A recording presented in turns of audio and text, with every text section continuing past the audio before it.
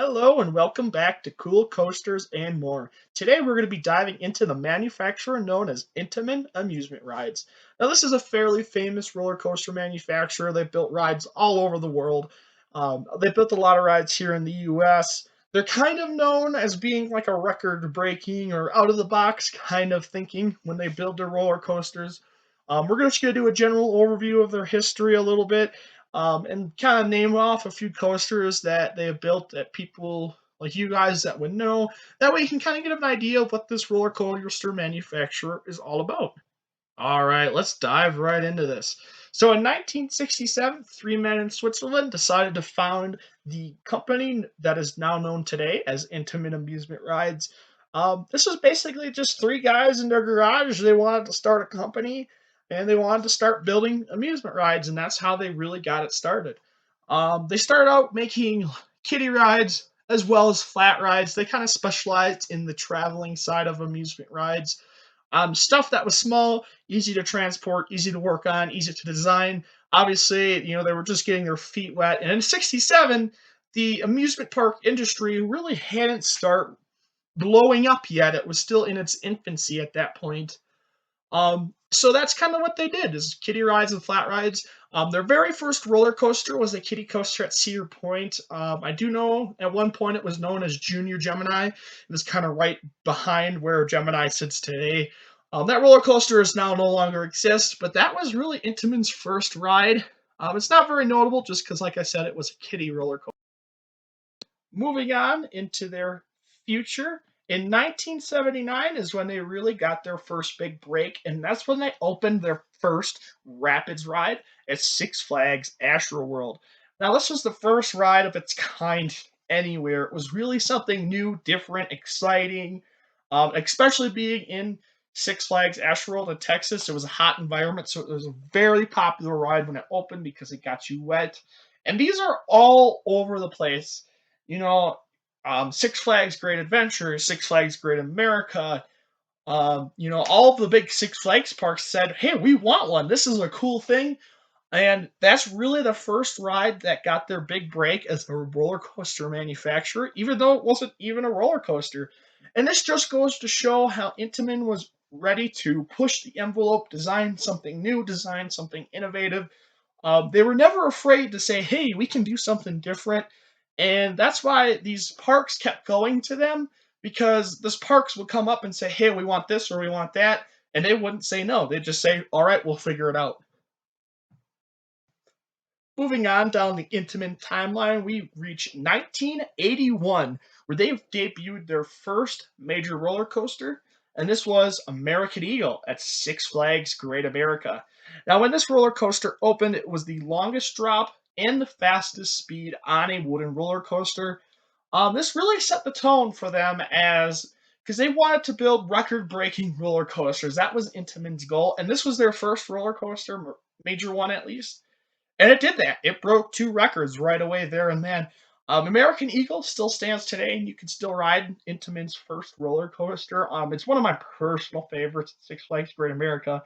It is starting to get rougher just because it is from 1981, but definitely go ahead and check it out. As Intamin continued to build rides and roller coasters, they continued to innovate. In 1995, they debuted the Giant Drop Tower, which was the first of its kind. The biggest innovation on this drop tower is it featured the magnetic braking system, which was a wireless and frictionless system. And it was basically fail safe. There was no way for this system to stop working. And it became very reliable on these towers. And a lot of these giant drop towers are still standing today. I know the one at Six Flags Great America is still standing. But as they continued to manufacture roller coasters, they became the coaster manufacturer that was willing to think outside the box and break records. That really became their specialty. As the coaster wars began to heat up, amusement parks began demanding more and more from their manufacturers, and Intamin was not afraid to deliver. In 1997, they debuted Superman Escape from Krypton, a 400-foot tall roller coaster featuring a 100-mile-per-hour launch. In 1998, King's Dominion asked, "Can you build an inverted launch coaster in the side of a mountain?" And they said yes. And they debuted Volcano the Blast Coaster. In 2000, Cedar Point really wanted to break records and get the biggest, baddest coaster they could get. And that's when Intamin debuted Millennium Force, the first full circuit roller coaster over 300 feet. And that's when they coined the term Giga Coaster. In 2002, they debuted Accelerator at Knott's Berry Farm, the world's first hydraulic launch coaster. And in 2003 and 2005, they really reached the pinnacle of roller coasters, and that was reaching over 400 feet. Top Thrill Dragster being 420, and King Ka being 456 feet, which to this day still holds the record for the world's tallest roller coaster. They continued to innovate and continued to push the envelope, and that's really what they became famous for. After building roller coasters like King the Ka and Top Thrill Dragster, they realized that bigger might not always be better. This is when they started to see a little bit of roller coasters with reliability issues, especially rides like Top Thrill Dragster. This is when you start to see the stress between Cedar Point and Intamin and really start to see the disagreements. However, they decided to continue to push the envelope with El Toro in 2006, which is widely considered to be one of the best wooden roller coasters in the world. This was Intamin's prefabricated wooden design. Basically, what they did is they took the manufacturing practices of steel coasters and applied it to wooden roller coasters. This made the track and structure way stronger and allowed you to experience stronger forces on a wooden roller coaster. This really shows how Intamin was very creative and willing to push the envelope with what was possible. In 2007, they debuted the roller coaster known as Maverick at Cedar Point, and this is still one of Intamin's best rides, even in today's day and age. This showed that coasters don't have to be record breakers to be the best. The Heartline roll that Maverick was originally supposed to feature really exemplifies what Intamin was all about. They were willing to try something different, try something extreme, try something that's never been done before, and on Maverick, it didn't work, so they actually had to take the Heartline roll out and install an S bend in where that track is, and that's how the ride is today.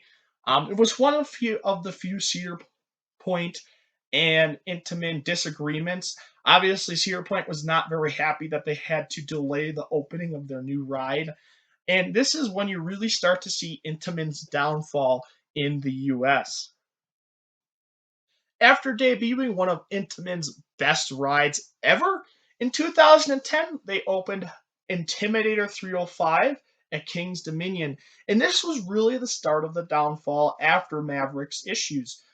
This was another Cedar Fair park, and it was widely considered a failure by Cedar Fair. A lot of coaster enthusiasts love Aisle 305 and its crazy intense G forces in its crazy intense transitions, but the general public did not. They really did not enjoy this roller coaster. And for King's Dominion, it was a failure because it really didn't bring people into the amusement park like it was supposed to.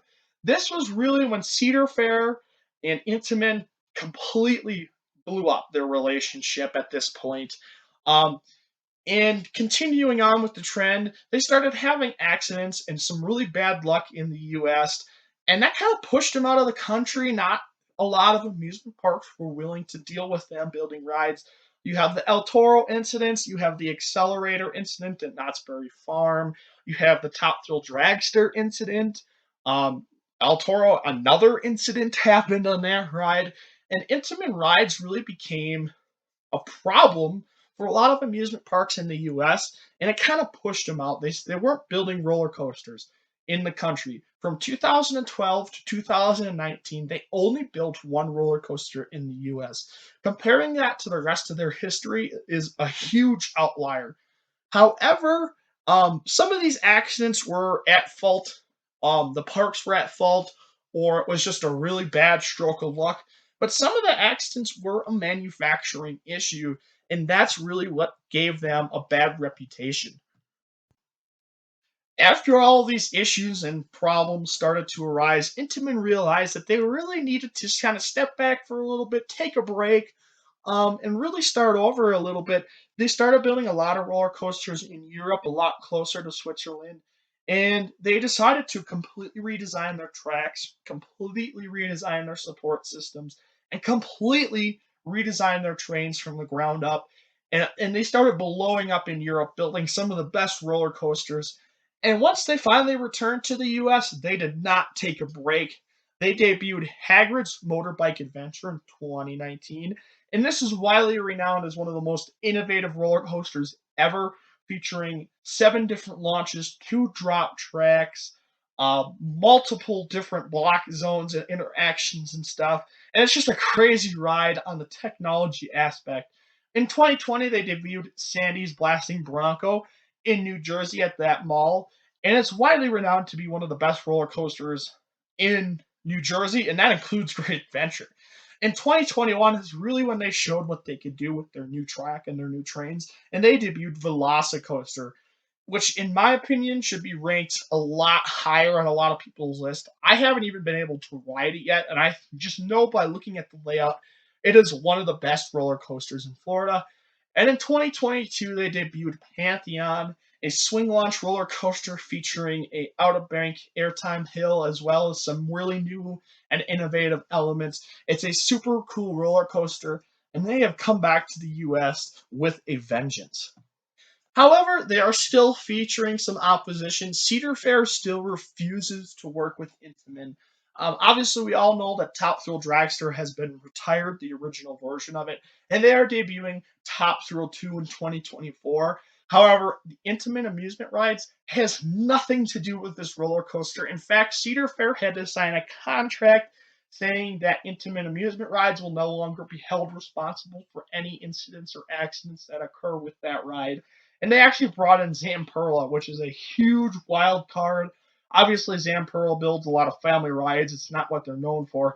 And it kind of still shows Cedar Fair's resilience against Intamin and how upset they are still at the company. However, I think you're going to see a lot more Intamins here in the future, especially with the success of Pantheon and Velocicoaster.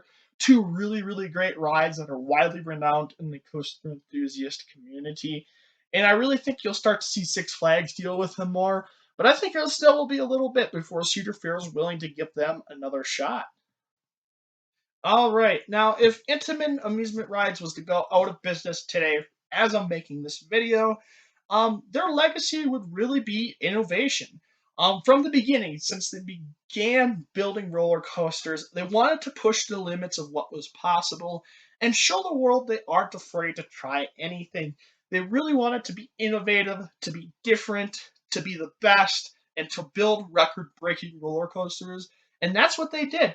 However, when you get the reputation that you're the yes man and you're not going to say no to any request, obviously there's going to be issues that come along with innovation.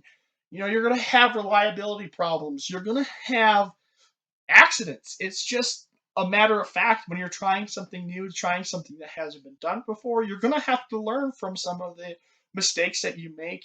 And I don't think that should be held against them as much as it is. Obviously, Cedar Fair really holds that against them. But yeah, Intamin, that's what they're known for, though, is doing stuff that no one else was willing to do. Now, my top 5 Intamin coasters that I have personally ridden. At number 5, I have the original Top Thrill Dragster. I love hydraulic launches. They're so extreme and so much fun. And this one is one of their best. At number 4, you have King Ka. Now, the reason I rank this over Top Thrill is mainly because it is the world's tallest roller coaster, and to me, that holds something special, as well as the fact that that launch is a little bit rougher, so it feels more extreme. At number 3 is a personal favorite of mine, and is Millennium Force. The speed that that roller coaster showcases, as well as just the overall G forces and just the amount of terrain that it covers. It's such a fun and exhilarating ride. And number 2 is their best steel coaster, and that is Maverick. To this day, I still think it's one of their best. The crazy fast transitions, as well as the 70-mile-per-hour launch, just push it over the top for me. And at number 1, we have El Toro. I personally prefer wooden roller coasters, and obviously, this is one of the best in the country as well as the world, and that's why I'd rank it at number 1. Notable coasters that I haven't ridden from them be Hagrid's. I haven't ridden that yet. I haven't ridden Velocicoaster. They're two newer coasters. But I also haven't ridden I-305, which is supposed to be one of their best. It's just a roller coaster I haven't been able to experience yet.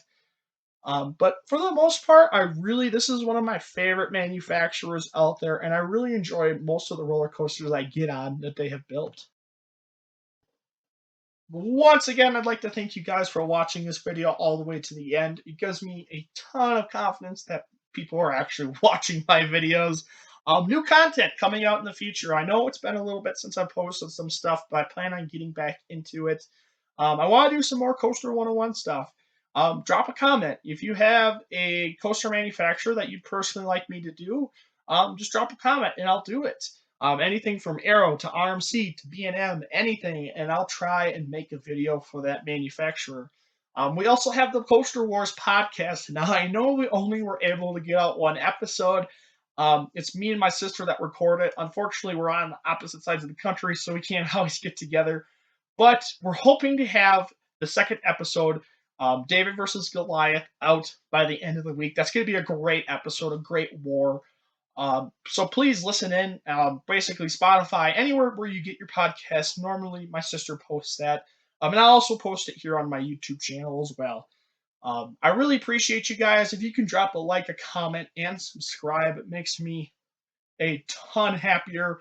It makes me want to put out more content the more you guys interact with me. So please do that.